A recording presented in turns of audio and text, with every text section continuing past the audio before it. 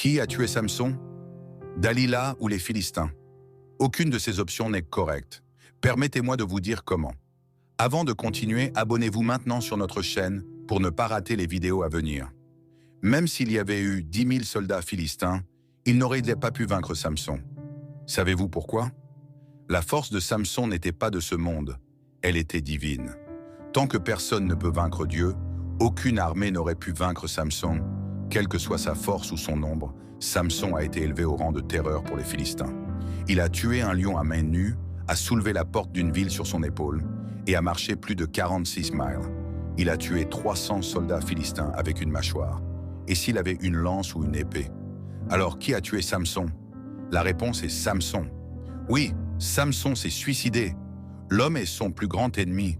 Ce qu'un ennemi ne peut pas faire à un homme, il le ferait à lui-même. Samson s'est suicidé. Il s'est livré sur les genoux de Dalila et a utilisé sa propre bouche pour révéler le secret de son pouvoir. Sa vie a promis tant, mais a livré si peu. La Bible dit « Les gens ruinent leur vie par leur propre stupidité ». Alors pourquoi Dieu est-il toujours blâmé? Proverbe 19:3.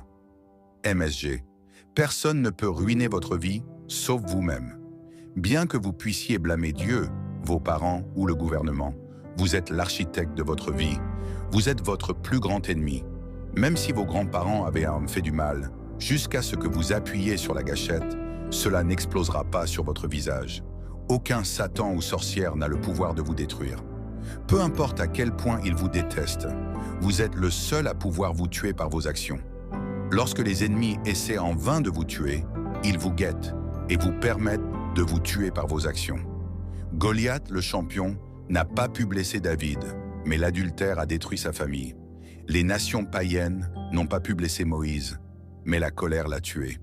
Quand le roi Jéroboam étendit sa main sur le prophète, sa main se dessécha. Il ne put lui faire aucun mal, mais sa propre désobéissance le transforma en proie pour un lion. Votre plus grand ennemi n'est pas à l'extérieur, il est en vous. Des millions de personnes se tuent de leur propre bouche parce qu'elles mangent et boivent. Des millions meurent chaque année de maladies sexuellement transmissibles. Est-ce que vous blâmeriez une sorcière pour cela? Des centaines de milliers de divorces et de ruptures se produisent chaque année parce que des personnes détruisent par leur propre mariage et leur propre maison de leurs propres mains. Comme le dit Proverbe 14:1, « Toute femme sage bâtit sa maison, mais la folle la démolit de ses propres mains. » Si vous échouez, ne regardez pas loin, regardez à l'intérieur, car ce qui vous tue est à l'intérieur de vous. Ce à quoi vous vous abandonnez vous tuera ou vous sauvera. Si vous continuez